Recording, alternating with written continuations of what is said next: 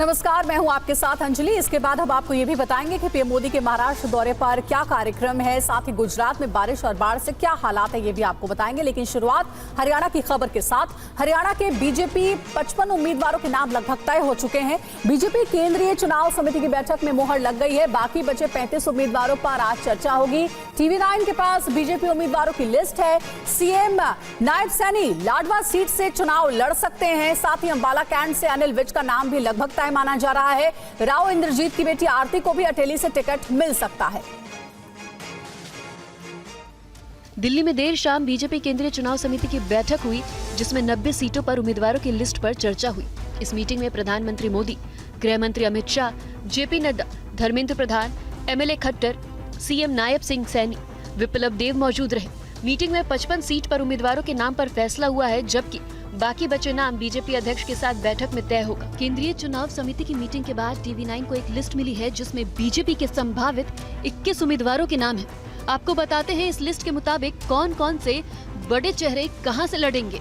लाडवा से मुख्यमंत्री नायब सिंह सैनी, अंबाला कैंट से अनिल विज, अंबाला सिटी से असीम गोयल है। वहीं जिंद से महिपाल डांडा, पानीपत से प्रमोद विज के नाम शामिल है। बीजेपी हरियाणा में लगातार तीसरी बार सरकार बनाने के मिशन में जुटी है। कांग्रेस भूपेंद्र सिंह हुड्डा और उनके बेटे दीपेंद्र सिंह हुड्डा को आगे कर पार्टी जाट समुदाय का वोट तय मानकर चल रही है। कांग्रेस को जहां जाट, मुस्लिम और दलित के समीकरण पर भरोसा है, तो वहीं बीजेपी उत्तर प्रदेश की तर्ज पर ज्यादा से ज्यादा समुदाय को लुभाने की तैयारी कर रही है। बीजेपी ने एक और जहां हरियाणा की 22% से ज्यादा जाट आबादी को लुभाने की कोशिश कर रही है। जाट वोट बैंक में सेंध लगाने के लिए बीजेपी हरियाणा से सटे पश्चिम यूपी के नेता और RLD प्रमुख जयंत चौधरी को आगे करना चाहती है। वहीं और पार्टी दलित, OBC के साथ साथ ब्राह्मण, पंजाबी, जाट, सिख, राजपूत और गुर्जर जैसे दूसरे समुदाय को भी पार्टी के साथ जोड़ने की कोशिश कर रही है। मुख्यमंत्री नायब सिंह सैनी ने जाटों को देशभक्त बताकर जाट के साथ साथ किसान समुदाय का भी भरोसा जीतने की कोशिश की।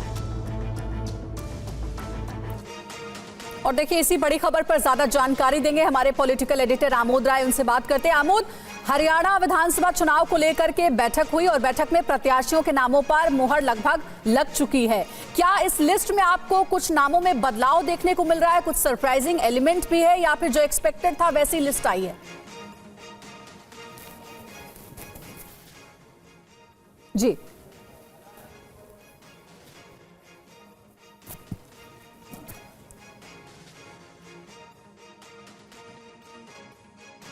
तो आमोद से दोबारा संपर्क करने की हम कोशिश कर रहे हैं। तो एक बार फिर से ये खबर आपको बता दें, TV9 के पास वो लिस्ट भी मौजूद है जिस लिस्ट में हरियाणा में बीजेपी प्रत्याशियों के नामों पर लगभग मुहर लग चुकी है। 55 उम्मीदवारों के नामों पर मंथन हुआ है और नाम लगभग तय है।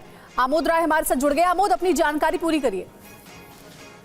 देखिए, इस सूची में सबसे खास बात जो ध्यान में रखने योग्य है वो ये है कि इसमें अनुभव के साथ युवाओं को समायोजित किया गया है। और जो 55 की सूची जारी हुई है, ऐसा जानकारी मिल रहा है कि इसमें कम से कम 1 दर्जन युवा फेस है, युवा चेहरे हैं और उनके ऊपर भी भरोसा जताया गया है। चूंकि बीजेपी लगातार 2 बार से सरकार बना रही है, तीसरी बार इस बार कोशिश कर रही है कि सरकार बनाए। इसके लिए जो पहले से उम्मीदवार वहां पे हैं, जो पहले से चुनाव जीते हुए, उसमें तकरीबन 1 दर्जन लोगों के टिकट काटे गए हैं 55 की सूची में।